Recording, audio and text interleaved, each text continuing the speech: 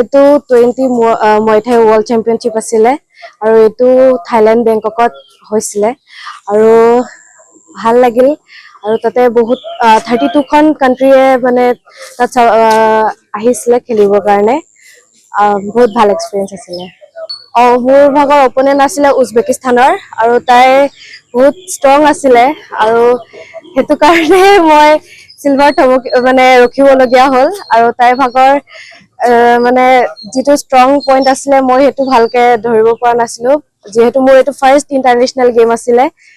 নেক্সটলে ভাল হ'ব মোৰ এতিয়া 3 বছৰ কমপ্লিট হ'ল মুay thai লগত হয় মোৰ মানে মেট্ৰিকৰ কাৰণে 1 বছৰ মই খেল ৰখাবলগীয়া হৈছিলে তাৰ পিছত মই আকৌ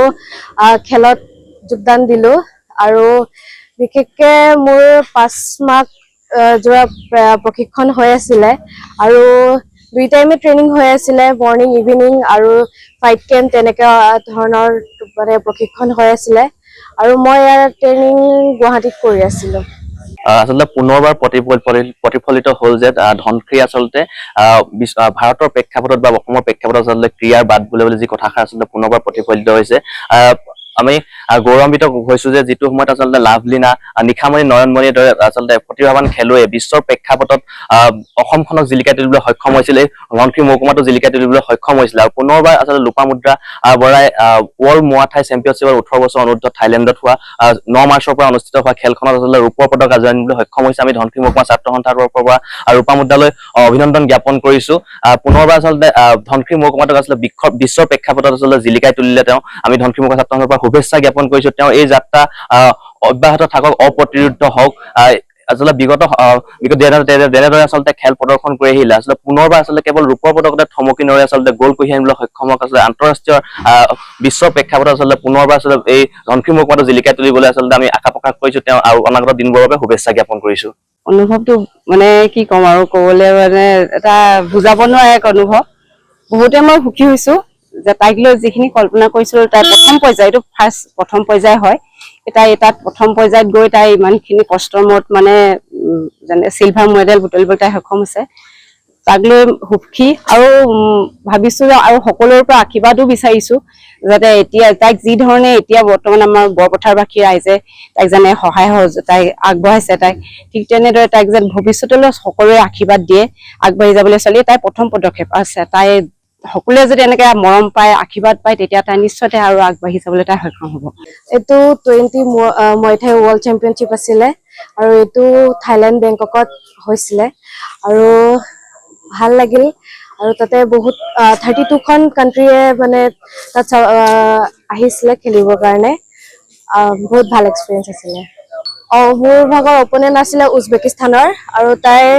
বহুত ষ্ট্ৰং আছিলে আৰু হেতু কাৰণে মই সিলভাৰ মানে ৰখিবলগীয়া হ'ল আৰু তাই ভাগৰ মানে যেটো ষ্ট্ৰং পইণ্ট আছিলে মই হেতু ভালকে ধৰিব পৰা নাছিলো যেহেতু মোৰ এটো ফাৰ্স্ট ইন্টাৰনেশনাল গেম আছিলে নেক্সটলে ভাল হ'ব মোৰ এতিয়া 3 বছৰ কমপ্লিট হ'ল মুay thai লগত হয় মোৰ মানে মেট্ৰিকৰ কাৰণে 1 বছৰ মই খেল ৰখাবলগীয়া হৈছিলে তাৰ পিছত মই আকৌ খেলত যোগদান দিলো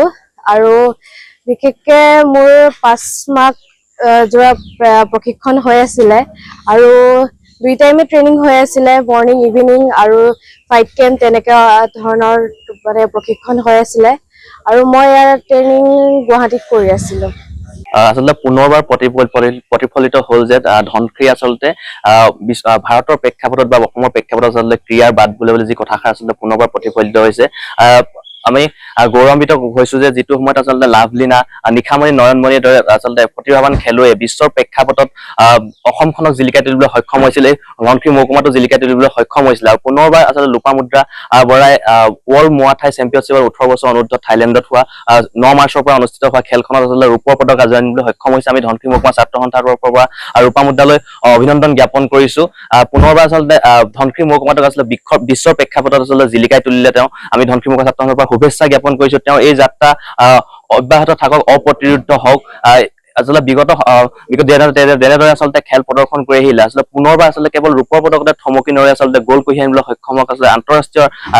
বিশ্ব প্ৰেক্ষাপটত আচলতে পুনৰবাৰ আচলতে এই ধনশিৰি মহকুমাটো জিলিকাই তুলিবলৈ আচলতে আমি আশা প্ৰকাশ কৰিছো তেওঁ আৰু অনাগত দিনবোৰৰ বাবে শুভেচ্ছা জ্ঞাপন কৰিছো অনুভৱটো মানে কি ক'ম আৰু ক'বলৈ মানে এটা বুজাব নোৱাৰা এক অনুভৱ বহুতে মই সুখী হৈছো যে তাইক লৈ যিখিনি কল্পনা কৰিছিলো তাই প্ৰথম পৰ্যায় হয়